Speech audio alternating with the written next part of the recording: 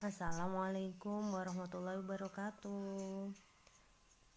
Anak-anakku, untuk kelas 9, untuk bab pertama kita akan belajar tentang sistem reproduksi manusia.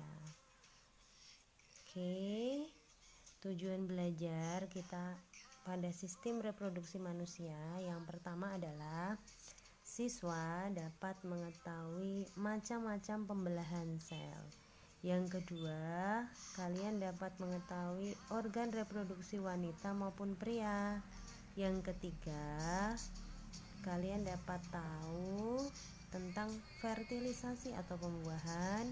Yang keempat, kalian mengerti tentang menstruasi, tentang penyakit organ reproduksi, dan cara menjaga kesehatan organ reproduksi. Nah, coba jawab pertanyaan dari ibu ya. Saat kita terluka, kenapa kulit bisa pulih dan menyatu kembali? Kulit bisa menyatu kembali atau pulih itu karena mengalami pembelahan sel. Pembelahan sel ini berfungsi untuk regenerasi, perbaikan, pertumbuhan, dan reproduksi. Pembelahan dibedakan menjadi dua, yaitu mitosis dan meiosis. Lanjut ya. Pembelahan mitosis adalah pembelahan yang terjadi pada sel tubuh atau sel somatis. Jumlah sel anakannya ada 2 sel anakan yang jumlah kromosom sama dengan kromosom induknya. Tahap-tahap mitosis ada 4, yaitu profase, metafase, anafase, dan telofase. Ini ibu jelaskan fase-fase pembelahan. Yang pertama adalah profase. Profase adalah tahap di mana kromosom ini menebal dan membelah menjadi 2. Pada tahap metafase, kromosom berjajar pada bidang ekuator pembelahan. Artinya kromosom ini di tengah-tengah ya. Anafase, kromosom menuju kutub pembelahan. Sedangkan telofase, membran inti mulai terbentuk dan memisah membentuk 2 sel. Selanjutnya, gambar fase pembelahan mitosis. Coba kalian perhatikan nak, di sini ada interfase. Interfase itu fase istirahat atau sebelum masuk kepada proses pembelahan. Setelah interfase ada profase. Kalian bisa lihat ini kromosomnya. Nah, metafase ini ada di tengah-tengah ini. Anafase sudah menuju ke kutub itu ini sayang. Kutub pembelahan. Anafase yang sudah selanjutnya atau anafase terakhir ini bisa dilihat sudah menuju ke kutub. Sedangkan telofase sudah terbentuk membran lagi dan membelah menjadi 2. Selanjutnya guys, pembelahan meiosis. Pembelahan ini menghasilkan 4 sel anakan dengan jumlah kromosom setengah dari kromosom induknya. Disebut sebagai kromosom yang haploid atau dikode dengan N. Pembelahan ini terjadi pada pembuatan sel kelamin atau sel reproduksi. Selanjutnya, organ reproduksi pria. Ini ibu terangkan, tolong diperhatikan J. Yang pertama testis. Keluar ini namanya epididymis. Lanjut ke vas deferens, saluran ini namanya vas deferens. Lalu ke vesicula seminalis, di sini kantung sperma. Di dekatnya ada kelenjar prostat sama kelenjar borboretral. Terus setelah itu di sini ada penis, terakhir ada uretra. Uretranya itu dari sini sampai sini. Kalian mungkin pernah mendengar uretra. Uretra itu adalah saluran, selain saluran untuk sperma juga saluran untuk air pipis kita, air urin kita. Nah, asalnya dari sini nggih, dari kandung kemih. Selanjutnya fungsi dari organ reproduksi laki-laki. Yang pertama, testis. Testis merupakan penghasil sperma atau tempat pembuatan sel sperma. Epididymis itu adalah saluran sekaligus tempat pematangan sel sperma. Vas deferens adalah saluran yang menghubungkan testis dengan kantong sperma. Vesicula seminalis atau kantong sperma adalah tempat untuk menampung sperma sementara sebelum dikeluarkan. Sedangkan skrotum, tadi skrotum itu ini nggih, kulit yang membungkus testis itu namanya skrotum. Nah, skrotum itu fungsinya sebagai pelindung atau pembungkus testis yang berguna untuk melindungi dan mengatur suhu dari testis supaya sel sperma bisa matang dengan baik atau terlindungi. Selanjutnya, organ reproduksi wanita. Nah, coba kalian lihat di sini organ reproduksi wanita dimulai dari bagian luar. Di bagian luar itu ada labia, labium mayora, ada labium minora, ada tonjolan di sini, nak, tonjolan daging itu namanya klitoris. Terus masuk di sini ada vagina. Terus ada leher rahim, dan di sini ada rahim. Di dekatnya rahim ada tuba falopi, dan ini namanya ovarium, tempat penghasil sel telur. Kalau dilihat penampangnya seperti ini, dibuat seperti yang di sebelahnya ini. Di sini ada vagina, ada uterus atau rahim. Di sini ada tuba falopi, terus di sini ada ovarium. Jadi ada vagina, ada rahim atau uterus, ada tuba falopi, ada ovarium. Selanjutnya, fungsi organ reproduksi wanita. Yang pertama, ovarium adalah tempat pembuatan sel telur, nak.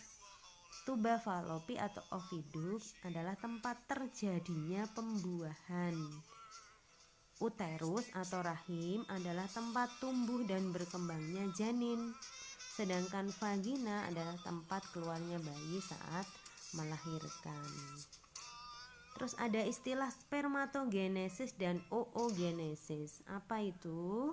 Spermatogenesis adalah proses pembuatan sel sperma. Nanti dihasilkan 4 sel sperma tiap pembelahan. Oogenesis adalah proses pembuatan sel telur yang menghasilkan 1 sel telur dan 3 badan polar. Nah, ini adalah skemanya. Sebelah sini ada spermatogenesis, sebelah sini ada oogenesis. Pada spermatogenesis dihasilkan 4 sel sperma, sedangkan pada oogenesis, oogonium nanti menghasilkan 3 badan polar dan 1 sel telur atau sel ovum. Nah, selanjutnya kita bahas tentang menstruasi. Apa itu menstruasi? Menstruasi adalah luruhnya sel telur yang tidak dibuahi oleh sel sperma beserta kelupasan endometrium rahim. Nah, keluarnya berupa darah menstruasi. Di buku kalian ada fase-fase menstruasi. Yang pertama ada fase menstruasi, ada kalau di sini ada fase praovulasi, ovulasi, dan pasca ovulasi. Nah, ibu bahas yang di sini nggih. Coba pada masa menstruasi ini hari pertama sampai hari ke-6. Dilanjutkan praovulasi atau sebelum ovulasi, di mana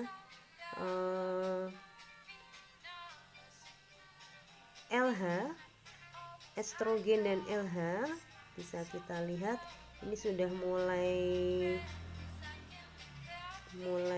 naik ya. Nah, ini udah mulai naik.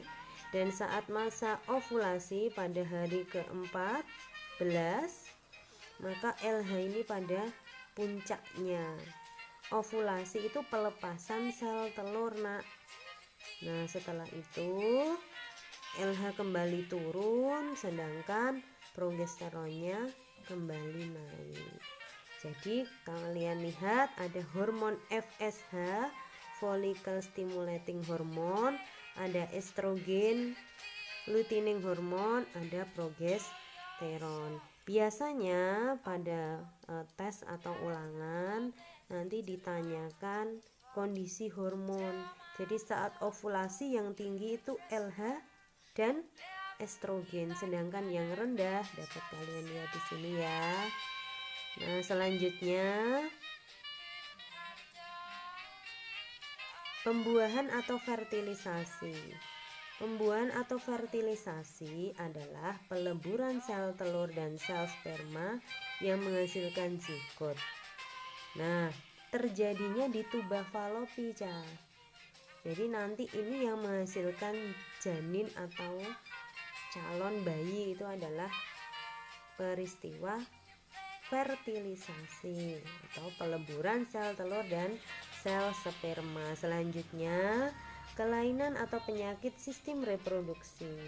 Yang pertama disebabkan oleh bakteri yang terkenal, ada sifilis atau raja singa, disebabkan oleh bakteri Treponema pallidum, ditandai dengan luka pada alat kelamin. Nah, nanti setelah berkembang lama nanti menghasilkan atau menyebabkan kerusakan otak dan jantung. Yang kedua, gonore, disebabkan oleh Neisseria gonorrhoeae, disebut sebagai kencing nanah karena saat kencing nanti mengeluarkan nanah. Selanjutnya yang disebabkan oleh virus, ada AIDS yang disebabkan oleh virus HIV, ada herpes genitalis yang disebabkan oleh virus herpes, dan ada yang disebabkan jamur, contohnya pada keputihan. Kata lain dari keputihan itu candidiasis. Keputihan itu apa, Bu? Keputihan itu adalah keluarnya lendir atau cairan bening, bisa nanti berubah menjadi lebih keruh dan menyebabkan rasa gatal. Nah, itu sudah berbahaya, nggih. Terakhir ada endometriosis. Selanjutnya, upaya mencegah penyakit reproduksi, menjaga kebersihan organ reproduksi, rajin berolahraga, tidak gonta-ganti pasangan, dan mendekatkan diri pada Tuhan. Untuk khusus penyakit AIDS yang disebabkan oleh virus HIV, anak-anak, penyakit ini menyerang sistem kekebalan tubuh pada manusia. Dia menyerang sel T pada sistem kekebalan. Nah, untuk penyebarannya atau penularannya bisa melalui hubungan seksual, bisa melalui transfusi darah, bisa melalui jarum suntik yang dipakai bergantian. Nah, bisa juga dari ibu yang sakit AIDS ditularkan ke bayinya saat mengandung ataupun menyusui. Jadi untuk menghindarinya ya kita tidak boleh bergonta-ganti pasangan. Yang selanjutnya tidak gonta-ganti jarum suntik, jarum infus, dan lainnya. Oke, terima kasih. Jangan lupa like dan subscribe.